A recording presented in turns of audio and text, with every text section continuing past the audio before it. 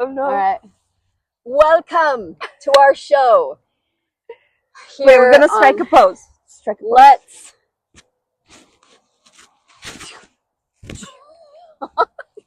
She told me, Anna, strike a pose. I did not say that. I said later. You're in sexy lingerie. Strike the pose. Okay. Oh yeah. Okay. So let's talk. But first, let's play. Oh, we just did. We did. Oh, we just did.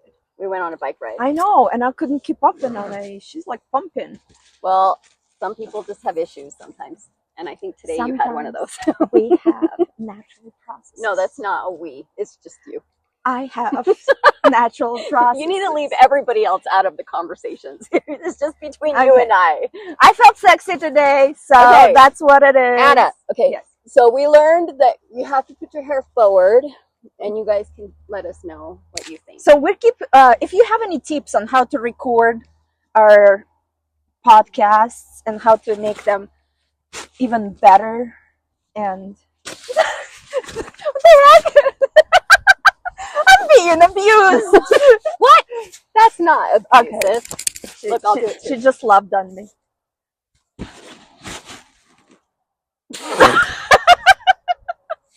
Strike the pose. Here it is. More skin. Okay. More skin. No. I'm just joking. There's Okay, a bunch of kids okay. over there. Okay, we're in the public park. Goodness gracious. We love the benches. So, Anna, I have some really great news. Tell me more. I reached a point in my personal growth where I no longer have attachments to, well, I don't have my emotions attached to my past experiences.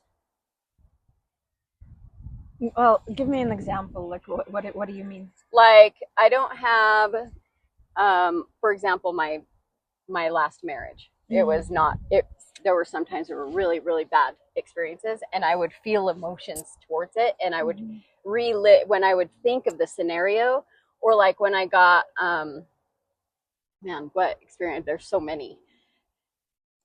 Really traumatic experiences sometimes bring up where your heart starts beating really fast, and you start feeling that you start reliving the moment again. Yeah. I have no emotional attachment to any of my memories from my past anymore. That's so interesting. You know, is that a good feeling or a bad feeling? How does, like, what do you feel? I feel okay. Accidental pause. So what was the question? Oh, what do I feel? How do I feel? Yeah. It feels like I feel calm. She just needed a hug in the middle. Yeah. No, I feel when I think about my past memories that I had, I've seen a lot of people die in front of me.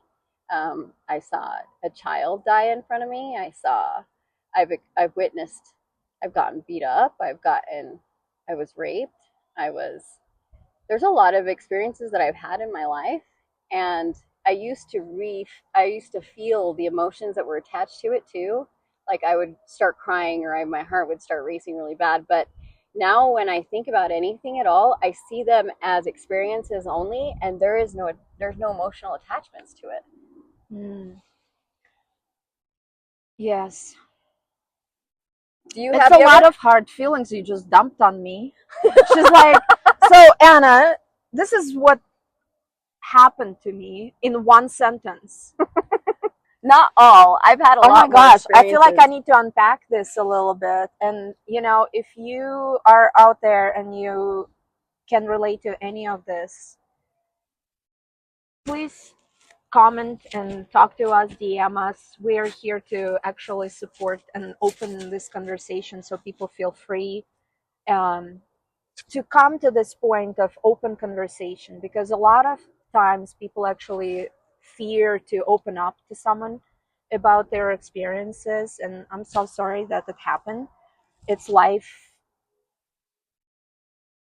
you know. So I'm sorry. I'm like trying to process this information. Oh, right I'm sorry. now. I did not know. Like this was just a genuine shock on my face. Kind of like when I was. Thank you for experiencing it with me. Oh, sorry about that. I guess I can freely talk about it because I have nothing attached to it anymore. But and it's very powerful. Oh my gosh. I do believe now that we have experiences in our lives because we need to help other people. Right. We all are suffering in one way or another, and we all need to be there for each other. And I don't think that we're supposed to be doing this on our own at all. It's sad when a person feels like they're completely alone. I have at one point in my life felt like I was so alone. But when I started to work on myself and started to interact with other people and in the middle of the usually.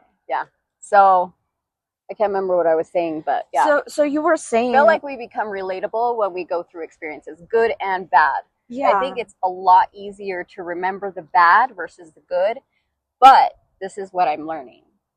If you're going to remember the bad and you're going to bring it up, then make sure that you have the same level of good to counteract it. So if you're gonna remember the bad, you're like our trauma experiences that we talked about before. Well, let's talk about a bunch of really good experiences, the same amount of good experiences, because it's just as important to remember the good and the bad. You should never repress it. That's for sure. So that's the interesting part, right? How do you with that repression, what you just said, versus separation of in like detachment from that feeling? Like, how did you come to that detachment part, and like what happened?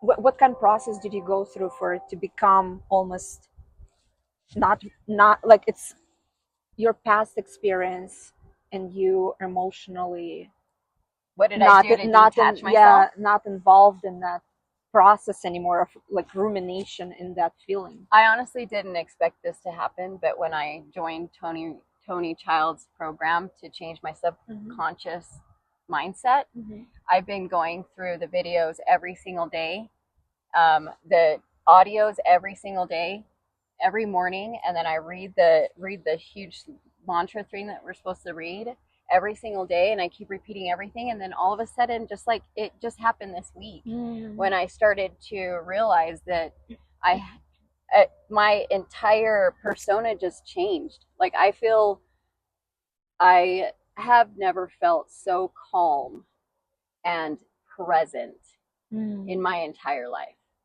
I had no fear. I might of a spider. If it jumps on me right now, I might actually pee my pants. But I have no fear of the future or the present or the past.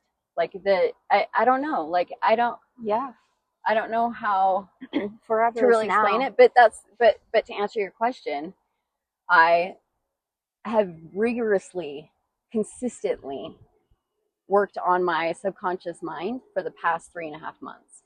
And I am 2 weeks, I have 3 weeks left, and right now we're going through the actual mind itself and just the anatomy of it, and it's insane. It's fascinating. So it's basically how I understand what you said right now. You almost teaching, like what usually happens during the emotional traumatic states, right, to us from the scientific point of view, right? We become fragmented. So our mind in the emotional level actually shatters at that moment of that traumatic experience, and it starts to almost like separate within yourself, and when it triggered it, you're reliving that emotional attachment again and again. And that's what the PTSD point is, right? Where your body subconsciously jumps into that fight or flight response, and you experience it in such a vividly in the present moment that like you hyperventilate, you're going to that anxiety and the PTSD response, right? So what you've been doing, you've been stitching with your mantra and reaffirmations, you've been stitching all of those pieces back together and you become whole, you know, because at the same time they did form who you are today, and it was an experience that you went through, but it's not becoming a trigger anymore, right? So you stitched it with positive and reinforcements of all the good stuff that is happening equally, and that's beautiful. It's like, you know, that Japanese proverb about the broken vase and how they used to actually uh, glue it with the golden Oh yeah, that's a company now. yeah, yeah, I yeah. don't remember what they're called, but I So this is exactly like where you become so fragmented and you mold it back together into the wholeness with this beautiful golden experiences through your life, where you appreciate the beauty of the broken vase. but now it's turned It's into into your art. power. Yeah, it's Yeah, turned into an art. yeah, That's exactly how I feel. yeah. And that's the piece, right? The wholeness of it, that you are the vessel for so much good, and this is just like different pieces and experiences that come, and you're okay with it. Yeah. Wow, that's gorgeous. Oh, I Wow. can't even tell you how I'm just thrilled. I It's so great. I think peace is a lot of what people miss in this life. And for me, I can absolutely relate to that as well. Coming through a lot of similar work, right? That's a lot of inner work and affirmations, and but allowing yourself to experience those feelings and to see beauty and the power in it, right?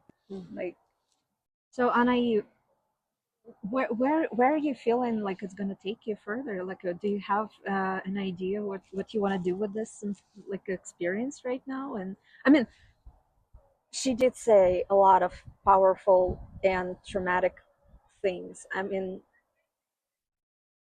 rape is a huge one. Oh yeah, it was by a family friend, And I don't and know how, what do you want to like, how, you know, I don't yeah, at the where do I want to go from here? Like, where is here? What is here now? what is here now? Here, we're doing a podcast.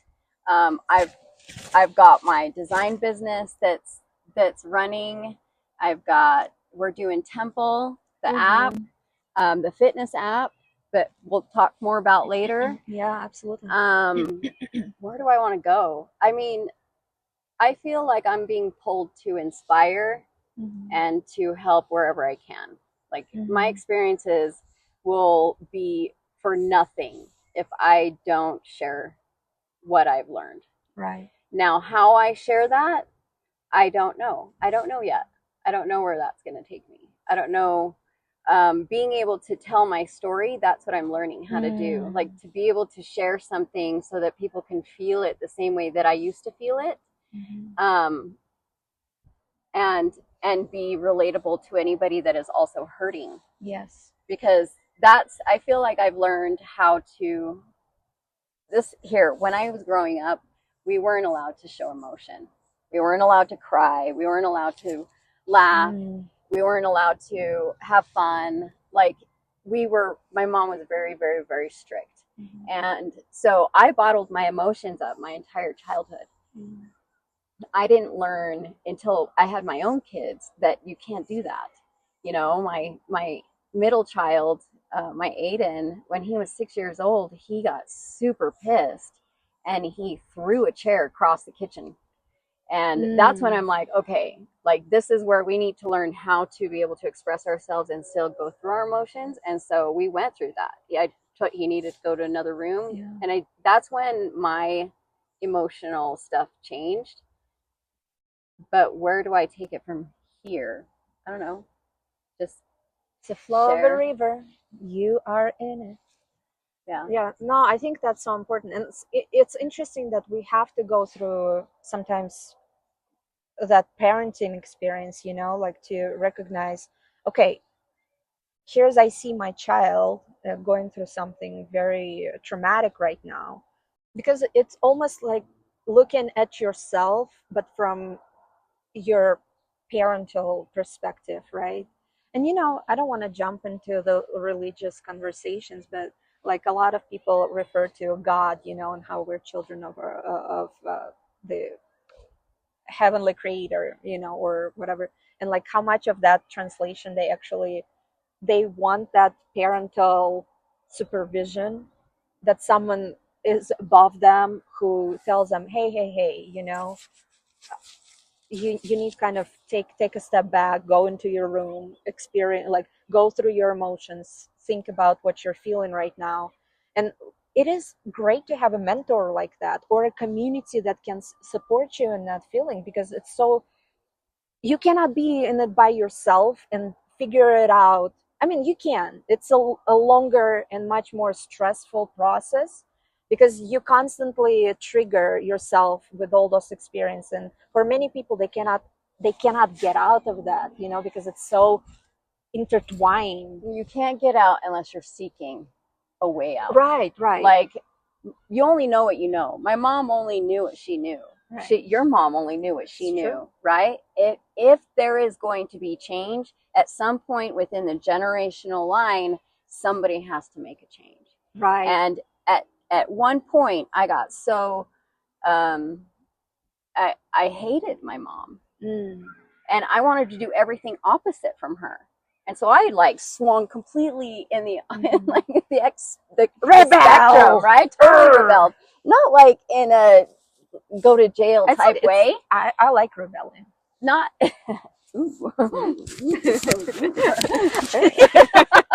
We're not that kind of rebellion. Or are we? What are we talking about? Oh yeah, no. So we're gonna get accused of something. I promise. Here's the thing: I have made it a point to change what I know from what I grew up knowing, and I am seeking more. I crave more knowledge. I crave, like, what else is there? Now all these emotions, that all my past is like, now it's like the sea, calm water. Yeah, it's like this. Yeah, when you go to an ocean, it's like this huge storm going on, and all of a sudden, like, everything's just calm. Nothing's gone. Yeah, the water's still there. Yeah, the experiences are still there, but the Same storm water. Yeah, the storm is gone. Like, there's no more push pull, there's no more fighting for your life, there's no more inconsistency. Like, it's just so yeah. So yeah, no more inconsistency.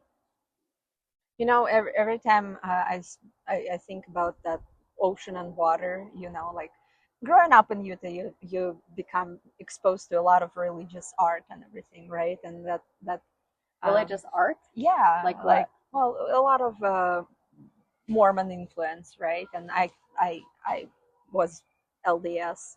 I don't go anymore, but it's that the boat with all the apostles, right?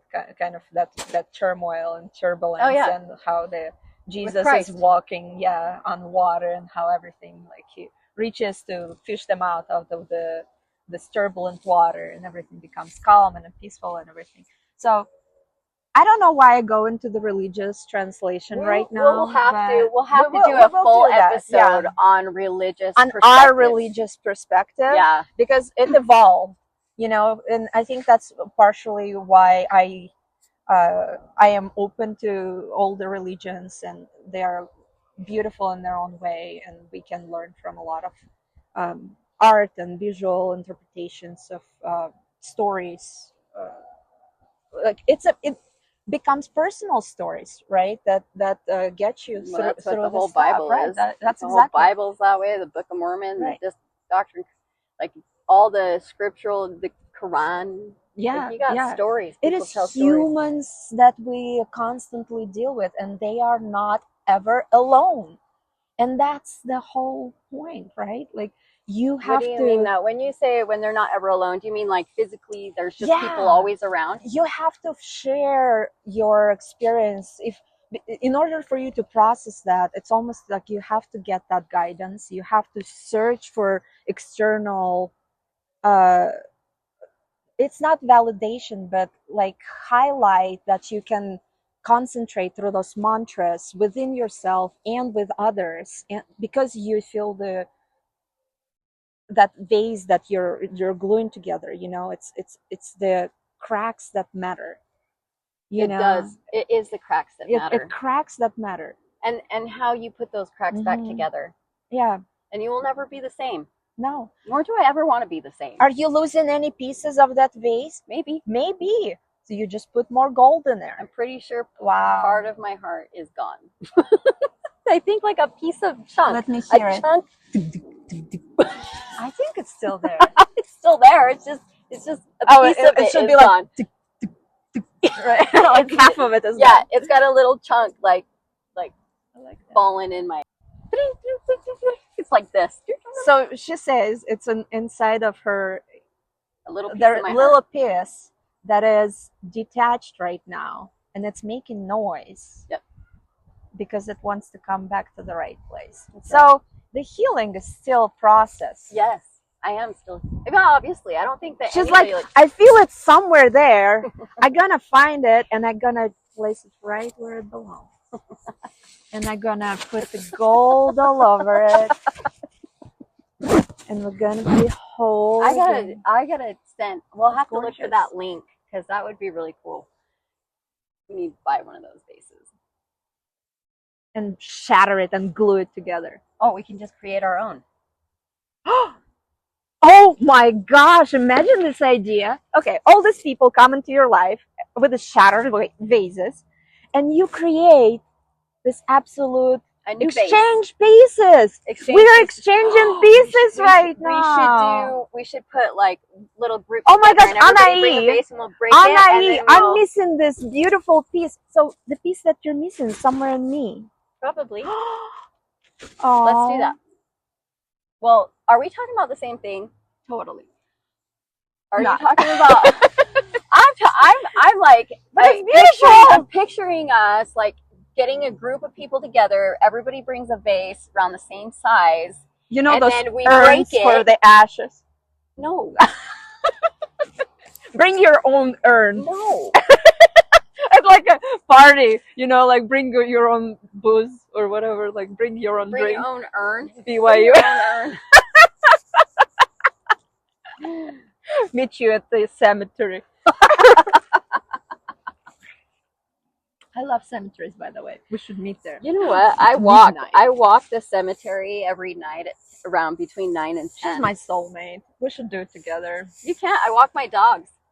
And I walk my dogs because they're not allowed to walk in the cemetery during the day. I get in trouble. There's actually banned out of Pleasant Grove. They she goes and I'll pees on all the jail graves. That she's like, I remember you. Yeah.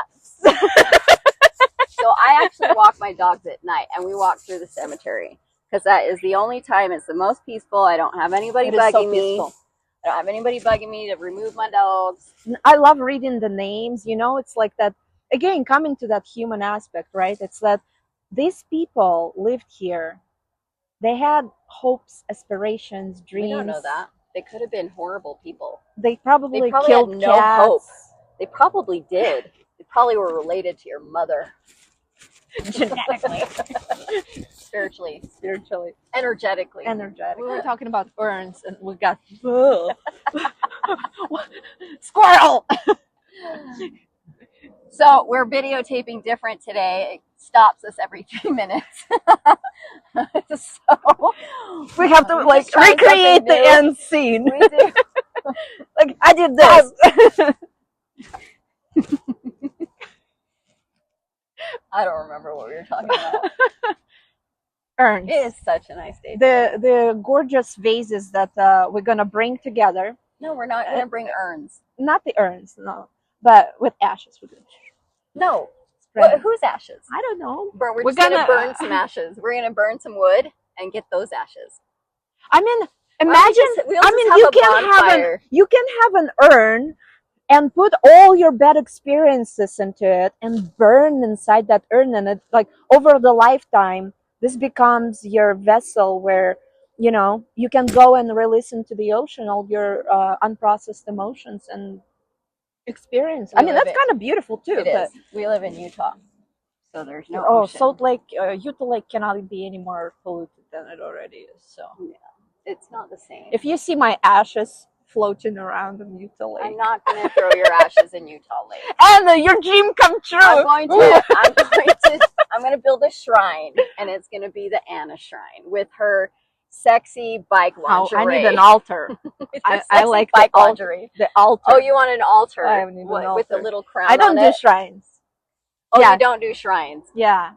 No shrines. Only altars with biker lingerie on it. Pink, hot pink with mesh. You can do whatever you want in there. I'm gonna get free. I'm gonna do it. You're gonna be dead. I don't care. You're gonna be, wait. Why you want to bury me? You're gonna be watching me as I dress up your. Well, let's see. Because I'm an energetic person, and I will be there. You will joining be there. you. Yeah. In I'm my totally energy. Fine. You could totally do it. You can be there. I'm not scared.